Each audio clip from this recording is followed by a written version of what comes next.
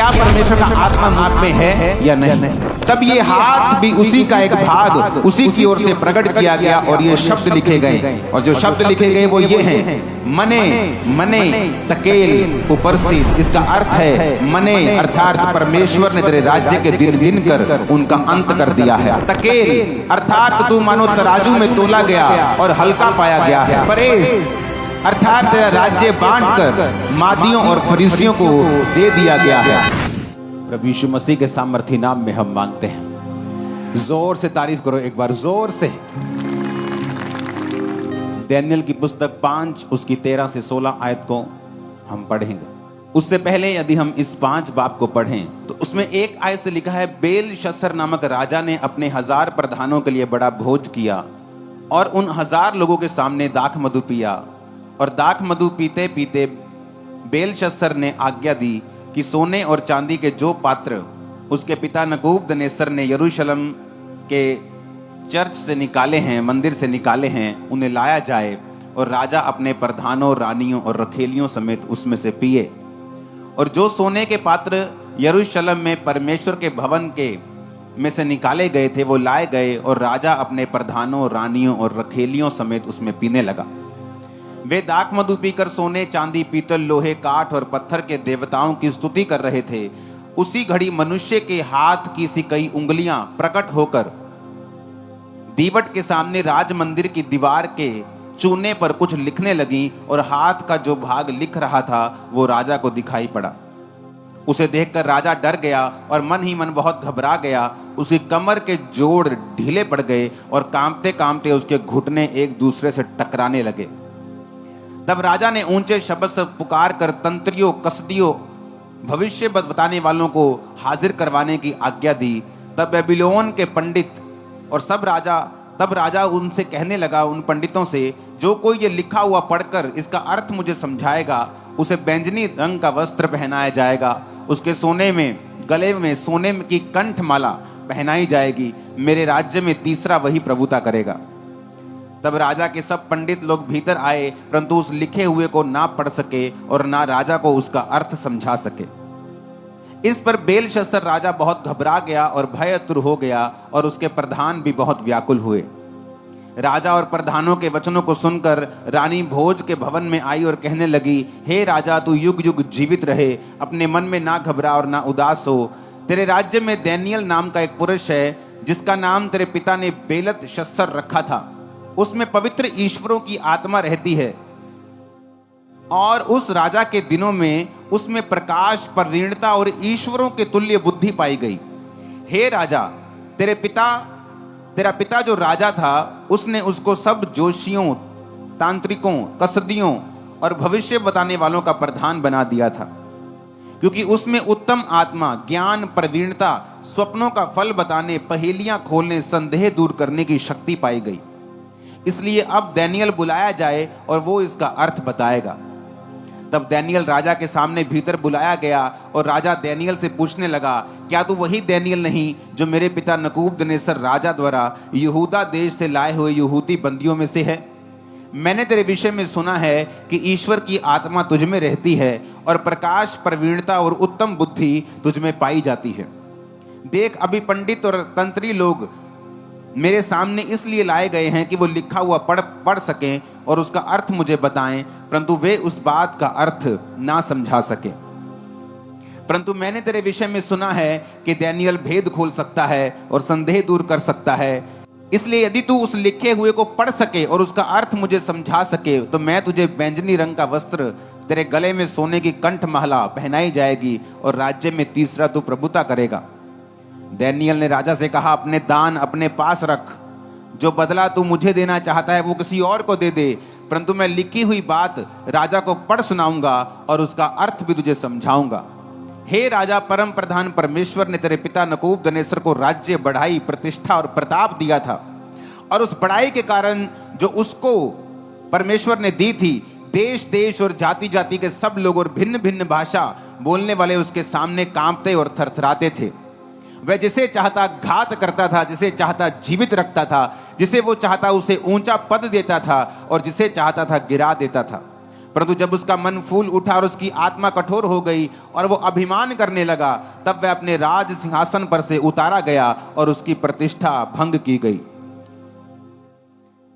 वह मनुष्यों में से निकाला गया, उसका मन पशुओं का और उसका निवास जंगली गधों के बीच में यानी जंगल में हो गया।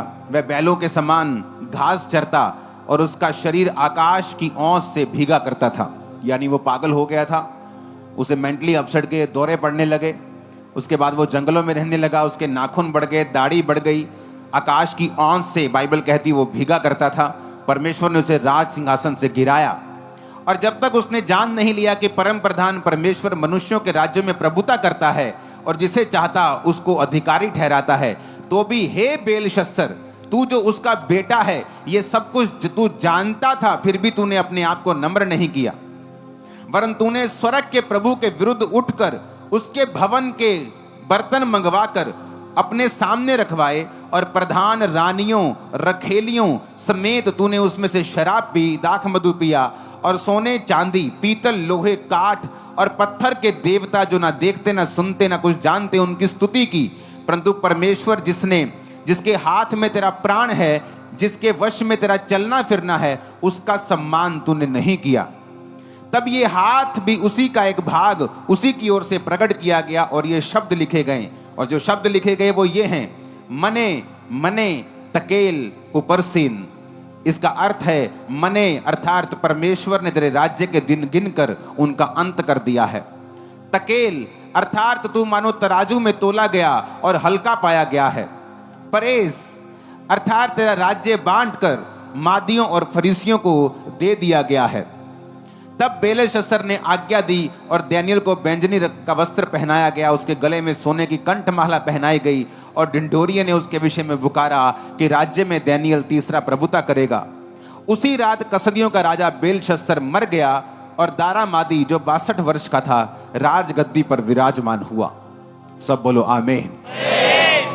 ये वचन बड़ा पावरफुल है, जो आपने सुना बड़ा सिंपल है और बड़ा पावरफुल है।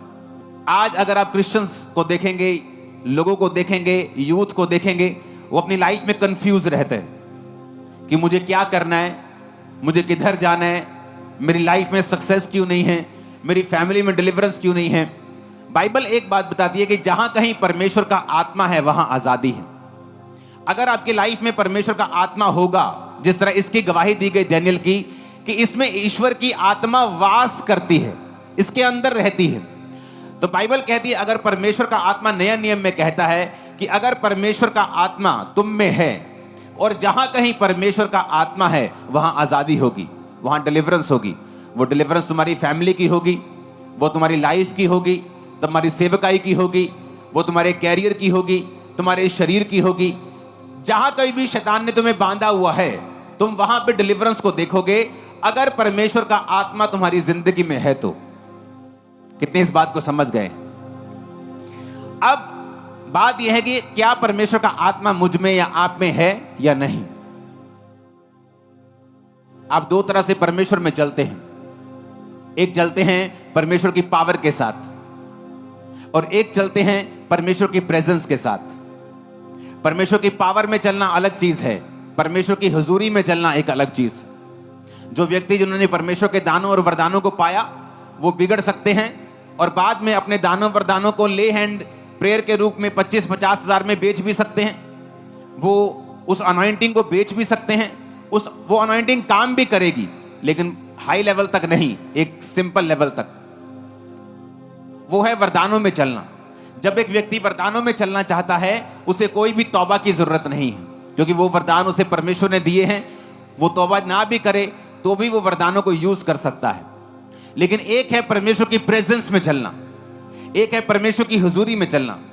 आपको मालूम है मैं पूरी दुनिया में घूमा हूं, पूरे वर्ल्ड में जितने लोगों ने डीप प्रोफेटिक वर्ड्स मैंने सुने हैं अपनी लाइफ के लिए या वर्ल्ड के लिए या जो दुनिया में आने वाला है, घटने वाला है, 90% प्रोफेसीज उनके द्वारा मैंने सुनी है जिनके नाम के आगे प्रॉफिट नहीं लगा हुआ।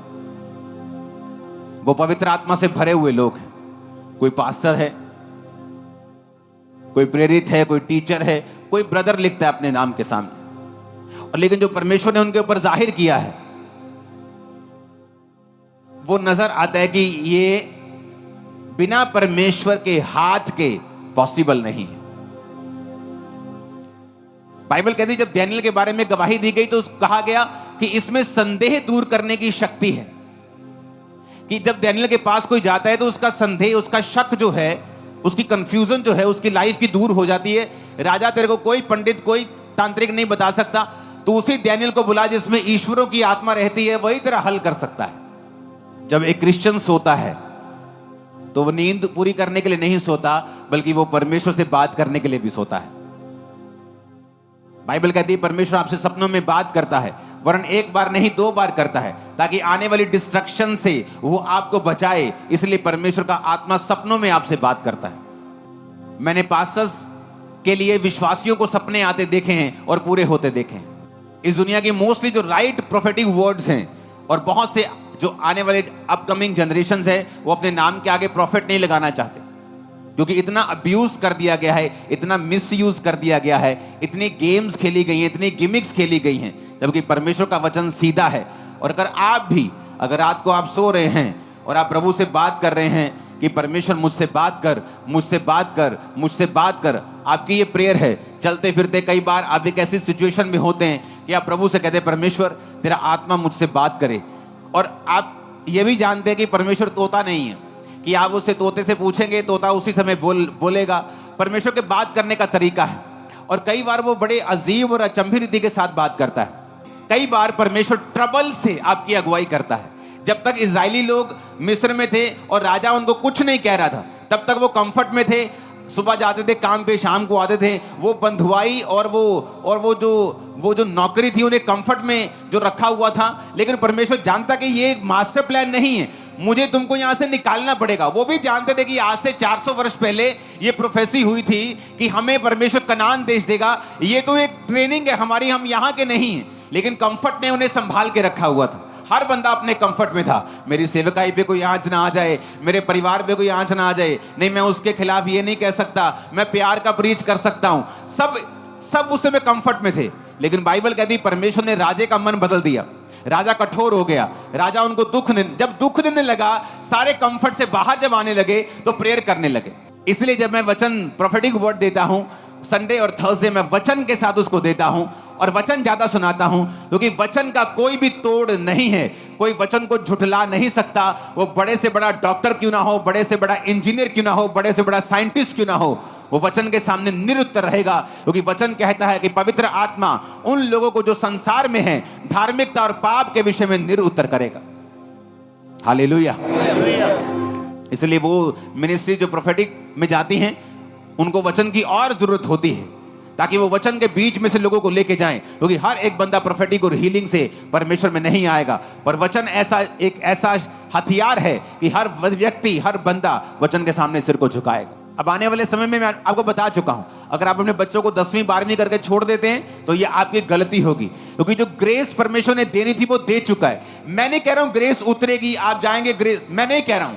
मैं कह रहा हूं इट्स ऑलरेडी इन यू, वो आपकी स्पिरिट में ऑलरेडी आ चुकी है, आपके अंदर है राइट नाउ। जस्ट आपको फॉलो करना है जो मैं आपको बोल रहा हूं। आपको सर्च करनी किस तरह से गवर्नमेंट जॉब मिलती है, किस सर्च इंजन पे मैं सर्च करूं, किस डिपार्टमेंट की निकलती, कहां से निकलती, कहां से पता चलता है। कोई कोचिंग सेंटर बताता है, कोई सर बताता है। बात करना शुरू करो, सर्च करना शुरू करो। मैं आपको बता रहा हूं, आप हैरान होंगे। आप बिजनेस के बारे में सोच रहे होंगे, किसी चीज के बारे में सोच रहे होंगे, लेकिन आप उस कुर्सी में बैठ जाएंगे बहुत जल्दी। मैं आपको बता रहा हूं, और टेस्टिमनी देना जब ऐसा हो जाए, क्योंकि परमेश्वर का एक प्लान है। मैं आपको उसका प्लान बता रहा हूं। बाइबल कहती है एक राजा बड़ा दुखी हो गया और अपने लोगों से, चेलों से पूछने लगा, ए तुम में कोई पक्का मेरा एक गद्दार छुपा हुआ है। मैं अंदर सोचता हूं, लेकिन वो जो भविष्यद्वक्ता है, वो जो एलिया एलीशा है, ये शरेआम बता देते हैं। एलीशा को कैसे मालूम हो गया? हम में से कोई बात बताते हैं। तो उस राजा ने बोला कि वो परमेश्वर का सच्चा जन है। जो तू अंदर सोचता है परमेश्वर उस पर जाहिर करता है। जो तू अंदर सोच के रखता है परमेश्वर उसको बता के रखता है। ये जीवित परमेश्वर का घर है। आप जीवित परमेश्वर के लोग हैं। मैं जीवित परमेश्वर का दास हूं, या मुर्दा चर्च नहीं है जो हमें मालूम ना होगा। हर एक चीज हमें मालूम हो रही है स्पिरिट, ये क्या होने वाला है, कौन क्या सोच रहा है। और मैं आपको बता रहा हूं परमेश्वर तैयार है, वो ग्रेस दे चुका है। आप जस्ट उस ग्रेस में स्टेप करेंगे, आगे बढ़ेंगे, आप कहीं के कहीं पहुंच जाएं। और आप हैरान होंगे, आप उस चीज के काबिल नहीं थे, आपको मालूम होगा, लेकिन ये प्रोफेटिक वर्ड के कारण, ये परमेश्वर की ग्रेस के कारण जो हमारी लाइफ के ऊपर है, आपको मालूम होगा परमेश्वर ने आपको दी है। आमीन। हर एक व्यक्ति जो पवित्र आत्मा से संबंध को चाहता है, आज अंधे गूंगे बहरे क्यों है लोग आत्मा में? क्योंकि पवित्र आत्मा उनकी जिंदगी में नहीं है। क्यों पवित्र आत्मा उनकी लाइफ में नहीं है? उसका भी रीजन है। दानियेल के लिए जब बोला गया था, 13 आयत में लिखा, दानियेल राजा के सामने भीतर बुलाया गया और राजा दानियेल से कहने लगा, क्या तू वही दानियेल नहीं जो मेरे पिता नबूकदनेस्सर राजा द्वारा यहूदा देश के लाए हुए बंधुओं में से है? ये दानियेल जिसको तीसरी स्थान दिया गया, यानी एक देश का फाइनेंस मिनिस्टर या डिफेंस मिनिस्टर तीसरा होता है, पहला प्रधानमंत्री होता है, पावर में सबसे उच्च तो राष्ट्रपति होता है, लेकिन जो पावर जो अपनी एक्सरसाइज करता है, प्रधानमंत्री, गृह मंत्री, रक्षा मंत्री और फाइनेंस मिनिस्टर, वित्त मंत्री, ये पावरफुल लोग होते हैं। और दानियेल को एक पद दिया गया कि आज से दानियेल गृह मंत्री है या रक्षा मंत्री ये है। कहां से शुरुआत हुई? कहता तो वो नहीं है जो बंधुओं में से था। बंधुआई में लाए गए लोग, एक देश पर हमला किया गया, बंधुआई में राजपुत्र उठाए गए और उनको सिखाया गया।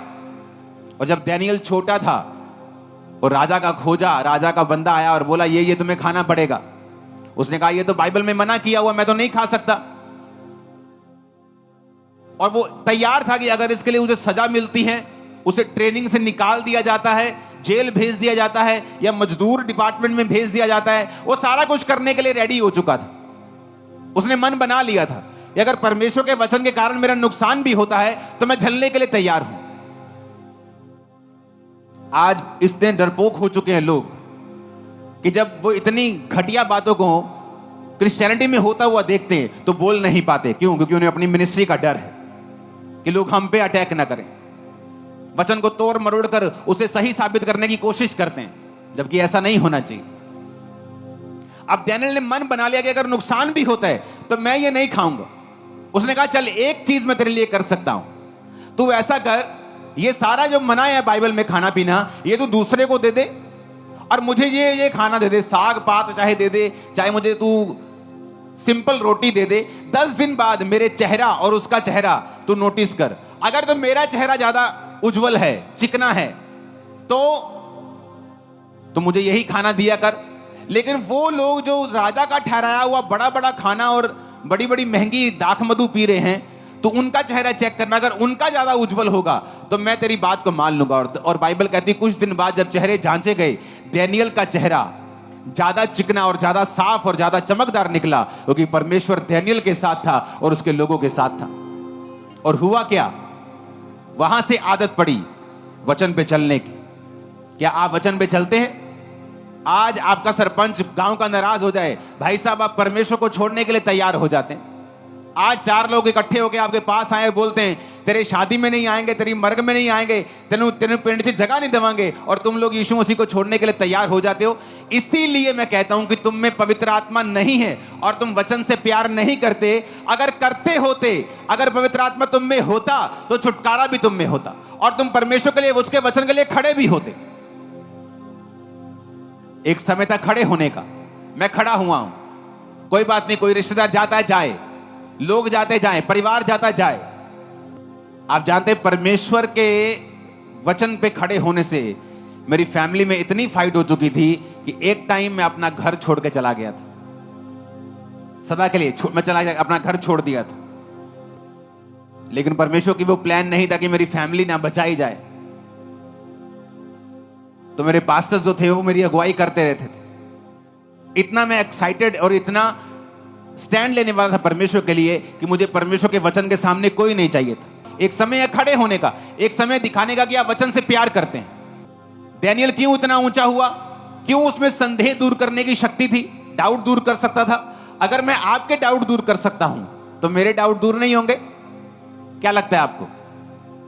अगर मैं आपको काउंसलिंग से डाउट आपको दूर कर सकता हूं अगर मैं आपके डाउट्स को फिनिश कर सकता हूं, अगर पवित्र आत्मा पंजाब के बारे में, इंडिया के बारे में, आपके पर्सनल लाइफ के बारे में मुझ पे जाहिर कर सकता है, तो क्या वो मेरी लाइफ के बारे में मुझ पे जाहिर नहीं करता होगा? आपको क्या लगता है?